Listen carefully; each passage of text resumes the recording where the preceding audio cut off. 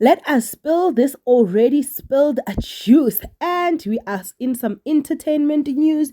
We are on another country news, right?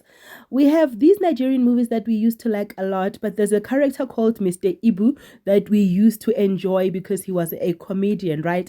We are told or informed by the X.com, previously known as Twitter, that he has since passed.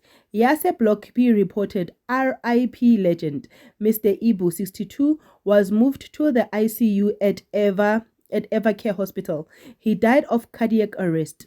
Last year, the actor underwent surgery to remove one of his legs after soliciting help and prayers from fans. Guys, let us continue to pray for his family. Let us continue to give support to his family through loving messages. Also, please do not forget to comment down below and just say RIP Mr. Ibu.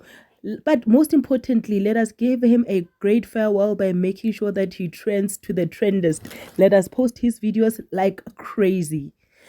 Love you. Peace. Subscribe. Bye.